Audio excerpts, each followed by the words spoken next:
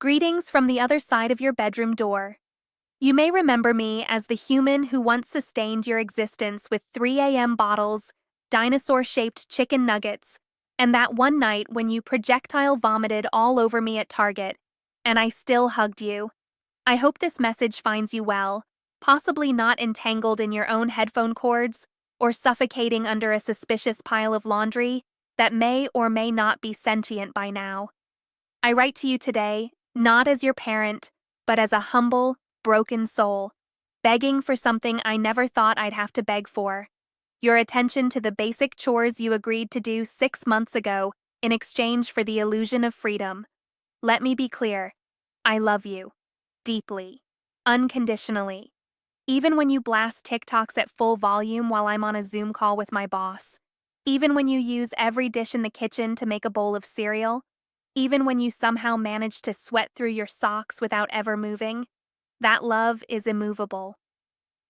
What is movable, however, is the Mount Everest of dirty dishes now threatening to breach the structural integrity of our kitchen counter. Let us discuss the matter of chores, or, as you've cleverly renamed them, oppressive acts of medieval servitude. Exhibit A. The trash. My dearest child, the trash does not, in fact, walk itself out. It does not grow legs, sigh in resignation, and amble to the curb whispering, "If only I were worthy of my teenage overlord's love." It just sits there, waiting, festering, breeding new civilizations of fruit flies who, unlike you, have a very strong work ethic. You walk past this trash can daily, nay, hourly.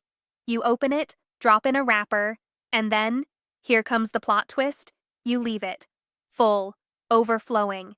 At this point, the garbage is attempting to unionize. Yesterday, I caught it composing a manifesto. Exhibit B. The dishes. Oh, the dishes, the great porcelain battleground of our time. I know you've discovered the magical land of reusable water bottles. What you may not know is that we own precisely one of them, and it cannot, in fact, regenerate itself like Wolverine. It must be washed with soap, water, and effort. No, the dishwasher will not eat your soul. It's not some ancient cursed relic from Raiders of the Lost Ark. You simply open it, insert dirty dishes, bonus points for scraping the cemented cheese off first, and press a button. A button, darling. Just one. You've played open-world games that require you to craft an elk hair quiver using only moss and resentment. You can handle one button. Exhibit C. The laundry. We must talk about the great laundry pile, or as I've come to call it, Met Saint Underwearius. Legend tells of a brave young warrior who once descended into the abyss of socks, only to emerge weeks later with a new respect for fabric softener and a mysterious rash. That legend is you, and that rash is preventable. Yes, you don't see the point of folding clothes. Yes, you can smell which ones are clean. But please humor me. Fold a shirt, just one. Let's take baby steps. One day we might even sort your laundry by color. Just kidding, I'm not a lunatic. Exhibit D. The bathroom. You and I both know what horrors dwell in there. I won't go into detail because I cherish the few functioning brain cells I have left, but suffice it to say that toothpaste should not resemble Jackson Pollock's rejected wall art, and I should not fear entering a room in my own home like it's a cursed temple.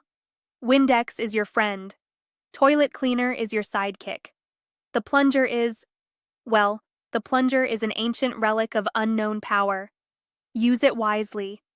Now I understand. You are very busy. You have things to do, places to be, memes to absorb. One must maintain a strong meme-based vitamin intake to survive in today's youth culture. I do not wish to deprive you of your constitutional right to scroll through 48,000 TikToks featuring teenagers dancing next to mildly confused golden retrievers.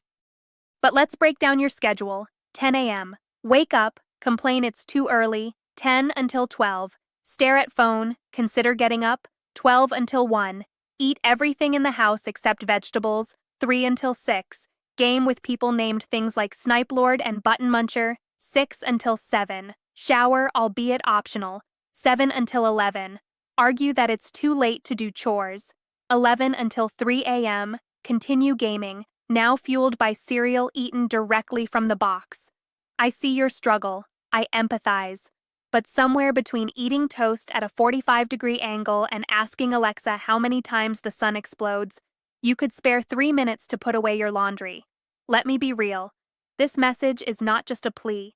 It is a negotiation, a barter, a trade. If you do your chores, here are things I solemnly swear to stop doing. Saying YOLO, unironically in public. Referring to your friends as the youth council. Attempting TikTok dances while folding laundry. Using phrases like, it's giving dishes. Calling your music noise with feelings. In exchange, you will remove trash before it becomes a biohazard. Rinse your dishes before the food hardens into carbon. Put your laundry in the hamper, not near it like it's some sort of respectful offering. Clean the bathroom with the intensity of someone being watched by a health inspector.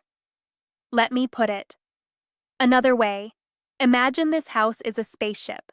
I am the captain, yes, with a very stylish bathrobe, and you are the first officer. We have been attacked by mysterious aliens who have clogged the sink with old spaghetti and left dirty socks in every airlock.